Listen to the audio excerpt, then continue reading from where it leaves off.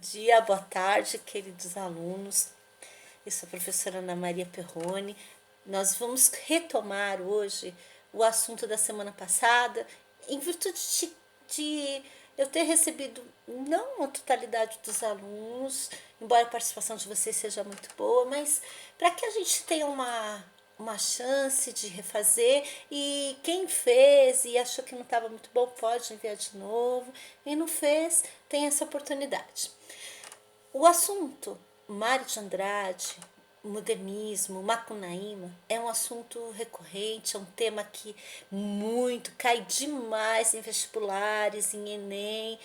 O Macunaíma é o anti-herói, é o oposto do romantismo, é o herói sem caráter algum, sem nenhum caráter. Então, eu vou ler o primeiro trecho no nosso texto. O texto já foi enviado no grupo, né? E já logo vai chegar no grupo esse vídeo. Macunaíma é uma obra genial. Mário de Andrade criou um personagem sui generis, quer dizer, o único na sua espécie. Impossível existir alguém como ele na vida real. O escritor construiu uma narrativa do gênero fantástico, surrealista, com elementos absurdos, sobrenaturais, e resgatou lendas e superstições. Inventou muitas, tudo isso permeado com muito humor. Macunaíma tinha acabado de ser cagado. Vocês podem ver que está em itálico, né? Então, uma gíria, uma palavra um pouco torpe, você usa em itálico ou entre aspas. Por um urubu enquanto dormia embaixo de uma árvore. Primeiro trecho.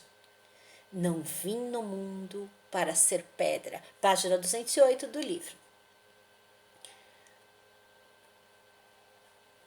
Vamos lá ver. Então o trecho, depois eu falo da explicação. Então passou Kaiuanog, a estrela da manhã. Macunaíma, já meio enjoado de tanto viver, pediu para ela que o carregasse para o céu. Kaiuanog foi se chegando, porém o herói fedia muito. Vá tomar banho, ela fez, e foi-se embora. Assim nasceu a expressão vá tomar banho, que os brasileiros empregam se referindo a certos imigrantes europeus. Página 86. Por que imigrantes europeus? Porque o europeu era diferente do índio brasileiro. O europeu que veio aqui não tinha muito hábito de tomar banho todo dia, como os nativos tomavam banho nas águas, nos rios. O europeu só um perfume disfarçado. O que mais? Olha, Macunaíma vivia na Mata Virgem. Vou ler um parágrafo, tá? Um trecho do filme Macunaíma. O filme é muito bom, é de 1969, mas é bastante atual, bastante interessante. Vale a pena assistir o filme. Baixem na internet, no YouTube, na internet, não sei em que lugar que vocês podem baixar, mas é maravilhoso. Pena que a gente não tá podendo se ver, senão eu levava para nós assistirmos. Macunaíma vivia na Mata Virgem com seus irmãos, Jigue e Maanap, mas sabiam até inglês. Sabiam também encantamentos. Eram curandeiros, caçadores e conviviam com lendas vivas como Curupira. Macunaíma brincava, termo maroto que o escritor utilizou para as relações sexuais do índio, com muitas mulheres, e depois ia para a rede. Dormia muito, era muito preguiçoso. Um dia qualquer, acabou se apaixonando. E isso, numa atmosfera fantástica e absurda, vai para São Paulo com os irmãos em busca de si, seu amor. Olha, os macumbeiros, Macunaíma, Jaime Olvale, Dodô, Manu Bandeira, Blaise Sendars, Ascenso Ferreira, Raul Bope, Antônio Bento, todos esses macumbeiros saíram na madrugada. Página 83. Dá para levar a sério Mário de Andrade? Todos os nomes citados eram de pessoas reais, inimigos do escritor. Bom, retomando. A seguir, vamos para o exercício, tá bom? Depois, como o vídeo tende a ser curto, senão fica um pouco monótono, um pouco cansativo, vamos direto para o exercício e depois a gente vai explicar no outro momento. Capítulo 5, Piaimã. A seguir, você lerá um trecho do romance Macunaíma. Nele, o herói acaba de chegar a São Paulo e tem dificuldades para compreender a lógica que organiza a cidade. Leia o trecho e responda as questões propostas. A inteligência do herói estava muito perturbada. Acordou com os berros da bicharia, lá embaixo nas ruas, disparando entre as malocas terríveis, entre as malocas temíveis. Quer dizer, a inteligência estava perturbada. O Mário de Andrade usa um neologismo, são palavras criadas. E ele tem um jeito de escrever que, a princípio parece difícil, mas é bem popular, misturado com uma inteligência muito grande, uma ironia, uma fineza de... Assim como Machado de Assis, que vocês devem ter visto no segundo ano, eu estou falando com minha turma do segundo, que o pessoal do modernismo tem uma comicidade bem ácida, bem inteligente. Então, ele fala aqui que a inteligência estava perturbada porque estava espantado. Ele veio do mato, né? E acordou com os berros da bicharia lá embaixo nas ruas, disparando entre as malocas temíveis. Essas malocas, as habitações, as residências mais simples, né? Muito habitadas, eu creio, para a época. E aquele diacho de Saguiaçu que o carregava para o alto do tapiri, tamanho que dormira. Que mundo de bichos, que despropósitos de papões roncando, mauaris, juruparis, sacis e boitatás, nos atalhos, nas socavas, nas cordas dos morros furados por grotões, donde a gentama saía muito branquinha, branquíssima, de certo, a filharada da mandioca. Um parêntese, ele é a personagem interpretada por um ator que já é falecido, um ator excelente chamado Grande Otelo, negro. Os irmãos dele são brancos e ele é um negro índio e ele vai para a cidade e encontra pessoas brancas. Mas é muito interessante o livro. Continuando. A mandioca, então, ele quer dizer que são pessoas brancas, descasca. É o que acontece com ele, mas depois vocês vão ler. A inteligência do herói estava muito perturbada. As cunhas rindo tinham ensinado para ele que o Saguiaçu não era sagui não. Chamava elevador e era uma máquina. Na manhãzinha ensinaram que todos aqueles piados, berros, cuqueadas, sopros, roucos, esturros não eram nada disso não. Eram clachons, campainhas, apitos, buzinas e tudo era máquina, ou seja, os ruídos da cidade. Pode perceber que o Mário não usa muitas vírgulas, ele vai falando os substantivos um após o outro, dá uma rapidez na leitura. Continuando, as onças pardas não eram onças pardas, se chamavam Fords, Mobiles, Chevrolets, Dodges, Marmons e eram máquinas. Fords, Mobiles,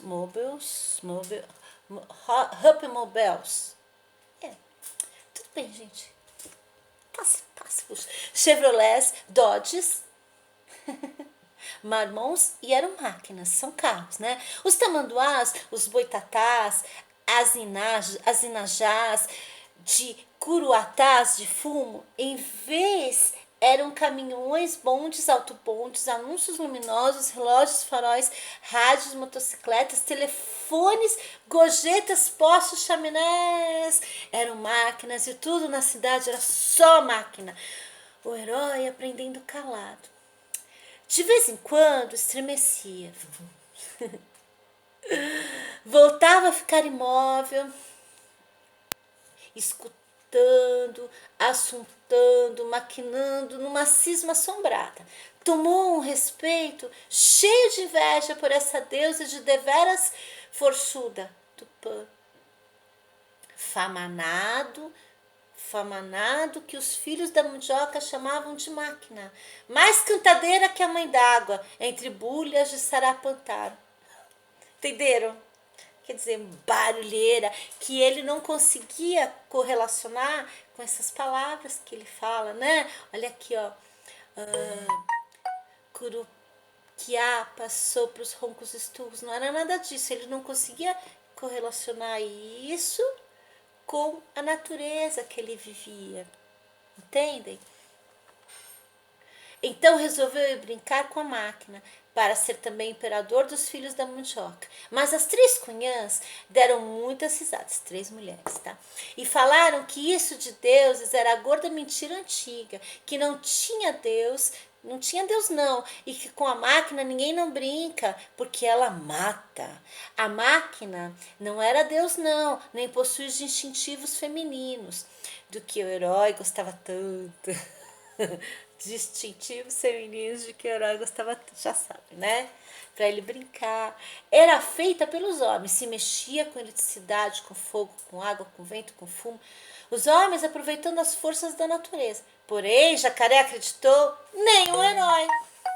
Se levantou na cama e com gesto, esse sim, bem guaçu, de desdém, tó, bateu no antebraço esquerdo, dentro do outro dobrado, mexeu com energia a munheca direita para as três cunhas e partiu. Nesse instante, falo, ele inventou o gesto famanado de ofensa.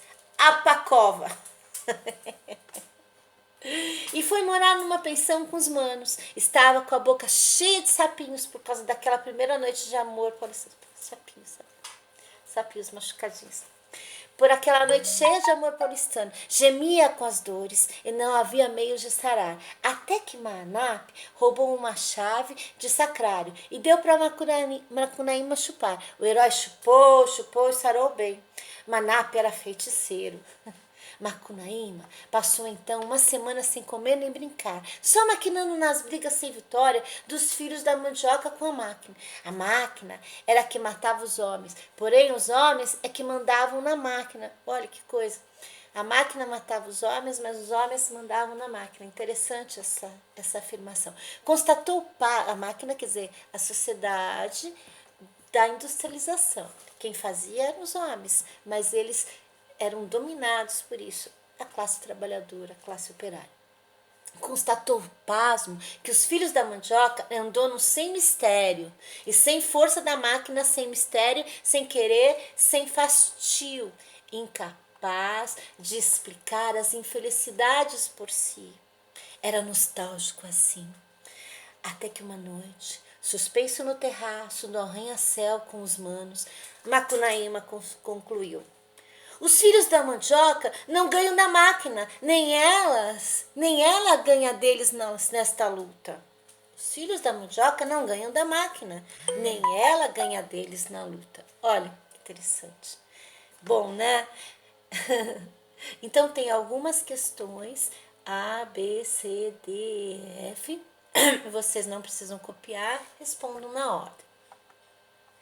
Aí há um segundo trecho com 3 questões, ok? Vamos ler o segundo trecho? Preparados? Capítulo 1, trecho. No fundo, esse é o logo comecinho que explica a origem do Macunaíma, tá bom? Vamos continuar só um pouco. Então vamos lá. No fundo da Mata Virgem nasceu Macunaíma, herói de nossa gente. Era preto retinto e filho do medo da noite. Houve um momento em que o silêncio foi tão grande, escutando o murmurejo do Uraricoera, que a Índia Tapanhumas pariu uma criança feia. Essa criança é que chamaram de Macunaíma. Olha, no fundo da Mata Virgem nasceu Macunaíma, herói de nossa gente. Era preto retinto e filho do medo da noite. Houve um momento em que o silêncio foi tão grande, escutando o murmurejo do Uraricoera, que a Índia Tapanhumas pariu uma criança feia. Essa criança é que chamaram de Macunaíma. A Índia é a mãe de Macunaíma. Já na meninice fez coisas de sarapantar, de se assustar. De primeiro passo, mais de 6 anos não falando. Olha, no começo ele não falava até os 6 anos. Se o incitavam a falar, exclamava: ai, que preguiça! e não dizia mais nada. Ficava no canto da maloca, trepado no giral, de Paxiúba, espiando o trabalho dos outros e principalmente os dois manos que tinha, Manape, já velhinho, e Jiguê, na força de homem. Quer dizer, já era mais, um era velho e outro era um homem adulto. O divertimento dele era decepar, cortar, cabeça de saúva. Vivia deitado, mas se punha os olhos sem dinheiro, Macunaína dandava para ganhar vintém. Mas se punha os olhos em dinheiro, eu acho que aqui deve ter um erro de digitação, me perdoe. Acho que aqui é em dinheiro. Macunaíma, dandava, quer dizer, é mais um neologismo, para ganhar vintém. E também espertava quando a família ia tomar banho no rio, todos juntos e nus. Passava o tempo do banho dando mergulho. E as mulheres soltavam gritos gozados por causa dos guainuns, diz, que habitando água doce por lá. No mucambo, se alguma cunhatã se aproximava dele para fazer festinha, Macunaíma punha a mão nas graças dela. Cunhatã se afastava. Nos machos, cuspia na cara. Porém, respeitava os velhos e frequentava com aplicação a murua, a poracê, o torê, o bacorocô, a cucuigog, todas essas danças religiosas da tribo. Quando era para dormir, trepavam no macuru, uma rede, tá? No macuru pequenino, sempre se esquecendo de mijar. Ai, o filme é terrível. Vocês precisam assistir. Sempre se esquecendo de mijar. Como a rede da mãe estava por baixo do berço, miava quente na velha. Espantando os mosquitos bem. Não é bem miava, né? Ia mijava. Então adormecia sonhando palavras feias, imoralidades estrambólicas e dava patadas no ar. Nas conversas das mulheres, no pino do dia, o assunto era sempre as peraltagens do herói. As mulheres se riam muito simpatizadas, falando que espinho que pinica de pequeno já traz ponta. E numa pagelança, Reinagô fez o discurso e avisou que o herói era inteligente. Mário de Andrade. Essas 3 perguntas seguintes, vocês vão responder, podem até pesquisar um pouco, mas não copiem. A primeira, vocês coloquem um número e respondam um dissertativo. O personagem do texto está inserido na galeria dos heróis tradicionais da nossa literatura? Sim ou não? Justifique. 2. O autor utiliza-se de expressões populares e vocabulário da linguagem tupi-guarani. Qual o objetivo que pretende alcançar? A que postulado modernista tal atitude estava relacionada? Então, quando a gente fala postulado modernista, nós falamos das características do momento, do modernismo. Eu sei que faltou a nossa aula, seria muito extenso eu explicar, depois num segundo momento eu explico, podem pesquisar em qual postulado, em quais itens do modernismo a obra do Macunaíma de Mário de Andrade se encaixa, tá bom? Então, a que postulado modernista tal atitude estava relacionada. 3. Uma das propostas do modernismo brasileiro é a incorporação da linguagem coloquial. Coloquial é a linguagem do dia a dia, a literatura. Escreva 2 personagens do texto que provem esta atitude artística. Voltando ao princípio, só para finalizar esse vídeo, quem já fez atividade no decorrer da semana passada, não precisa refazer. Quem não fez, faça. A única coisa que que está aumentando é vocês que já fizeram e aqueles que por acaso possam fazer também, eu gostaria que fizessem, vão descrever as características da personagem Macunaíma, certo? O que é uma descrição de características como ele é, suas características físicas, psicológicas. As físicas e psicológicas estão bem claras no segundo texto, certo? Então, tracem o perfil do Macunaíma como segunda atividade e primeira para aqueles que já fizeram, ok? Quaisquer dúvidas, estou à disposição de vocês no WhatsApp, fiquem à vontade de me ligar, de me chamar. Respondo assim que possível, tá bom? Muito obrigada, fiquem com Deus e uma boa semana para vocês. Tchau!